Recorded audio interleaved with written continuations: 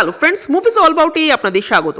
আশিস চঞ্চলানি অভিনীত একাকী সিরিজের সেকেন্ড পার্টটা দেখলাম, যেটা ফার্স্ট পার্টের তুলনায় অনেকটাই বেটার লাগলো।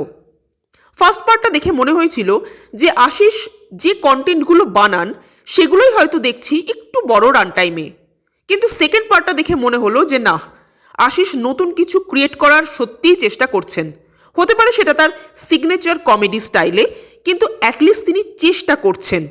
একটা কথা বুঝতে হবে, কোনো কন্টেন্ট ক্রিয়েটার যে স্টাইলের কন্টেন্টের জন্য পপুলার হয়ে থাকেন সেই স্টাইলটাকেই কিন্তু তারা প্রথম ওয়েব সিরিজ বা প্রথম সিনেমার ক্ষেত্রে ইউজ করেন, কারণ সেটা তাদের সেফ জোন।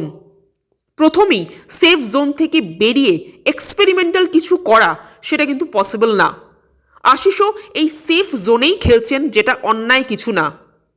সিরিজের প্রোডাকশন ভ্যালু বেশ ভালো, এবং আমার সবথেকে বেশি ভালো লাগছে এই 6 জন অভিনেতার অভিনয়। পুরো সিরিজটা জুড়ে পাগলামো চলছে রীতিমতো, আর এই 6 জন অভিনেতা খুব ফ্লুয়েন্টলি সেই পাগলামোটা করে যাচ্ছেন।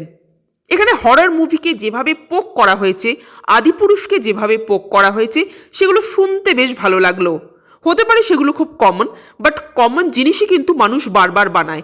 ডিপেন্ড করছে সেই কমন জিনিসকে কিভাবে ডেলিভার করা হচ্ছে, যেটা এখানে বেশ ভালোভাবে ক্রিয়েট করা হয়েছে। আমার এই সেকেন্ড পার্টে একটা জিনিসই একটু নেগেটিভ লাগলো, মানে নেগেটিভ বলবো না, মানে মনে হলো একটু গড়বড় লাগলো আর কি, যে এই পার্টে সবকটা বন্ধুই খুব তাড়াতাড়ি কনভিন্সড হয়ে গেল যে এই হাভেলিতে ভূত আছে, মানে ভূতের উপস্থিতিটা সকলেই খুব তাড়াতাড়ি মেনে নিল। সেটা যদি একটু সময় নিয়ে আরও ঘটনার মাধ্যমে কনভিন্সড হতো তাহলে হয়তো একটু বেটার হতো। বাট ওভারঅল এই সেকেন্ড পার্টটা কিন্তু খারাপ লাগেনি, বরং ফার্স্ট পার্টের তুলনায় অনেকটাই বেটার লাগলো।